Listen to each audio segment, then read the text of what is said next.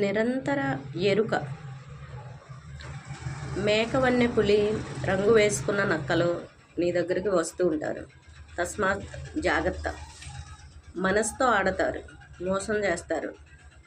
అన్ని కల్టి నుండి బయటపడటం, మాట విని అట్రాక్ట్ అవ్వకుండా ఉండటం, అది నువ్వు నేర్చుకోవాల్సింది.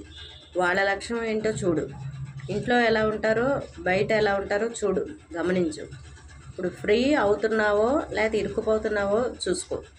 ఇప్పుడు కుటుంబం వదిలి తన దగ్గరికి రమ్మని, మనీ డొనేట్ చేయమని అనేక రకమైన ఆశ్రమాలు చెప్తూ ఉంటారు.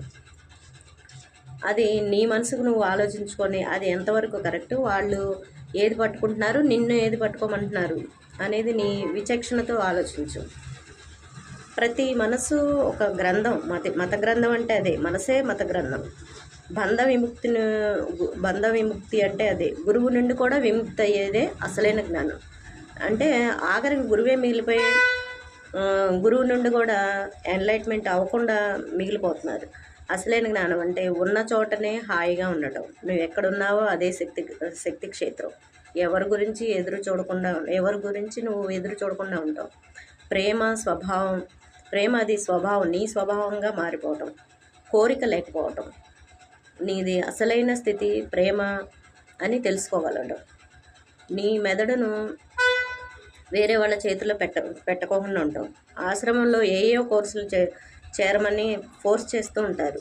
అప్పుడు నీ మనసునే కదా వాళ్ళకి అప్పచెప్తున్నావు. నీ మెదడుని వేరే వాళ్ళ చేతిలో పెడితే వాళ్ళు బ్రెయిన్ వాష్ చేసి వాళ్ళకు అనుగుణంగా తిప్పుకుంటూ ఉంటారు. నిష్కామ కర్మయోగమే ఆధ్యాత్మికత యొక్క చరమస్థితి. నిష్కామ కర్మయోగం చేయాలి అంటే కర్తాభావన వదిలేసేయాలి. వదిలేస్తూ కూడా నువ్వు ఎక్కడి నుంచి వదిలేయాలి? నీ కుటుంబం నుంచే వదిలేయాలి. అదే అసలైన ధ్యాన స్థితి. Keep the mind empty. కొన్ని విషయాలు గుర్తుండిపోయినవి ఉండని, అది మంచివైనా చెడ్డవైనా నువ్వు పనిగట్టుకొని గుర్తుంచుకోవాల్సిన అవసరం లేదు. గొప్పలు చెప్పుకోవడానికి వీల్లేదు. కీప్ ద మైండ్ సైలెంట్ అంటే కీప్ ద నో మైండ్ ఎంటీగా ఉంచుకోవాలి నీ మనసు. ఎప్పుడు కూడా నీ మనసులో ఎటువంటి భావన ఉంచుకోకూడదు. ఎల్లప్పుడూ నువ్వు మేలుకోకున్న స్థితిలో ఎవరి మీదైనా మంచి చెడు అభిప్రాయాలకి అతీతంగా బలవంతంగా గుర్తుంచుకోకూడదు. ఇంపార్టెంట్వి అయితే రాసి పెట్టుకోవచ్చు. ఇప్పుడు భగవద్గీత గుర్తుపెట్టుకోవాల్సిన అవసరం లేదు కదా. అది చెప్పినట్లు జీవించాలి. దానిలో ఉన్న శ్లోకాలు నువ్వు బట్టి పెట్టి చెప్పడం కాదు, ఎలా జీవించమన్నారో అలా జీవించడం. ఒకడికి అన్నీ గుర్తుంటాయి, డజంట్ మ్యాటర్. ఒకడికి ఏమి గుర్తుండవు. గుర్తుపెట్టుకోవాల్సిన అవసరమే లేదు.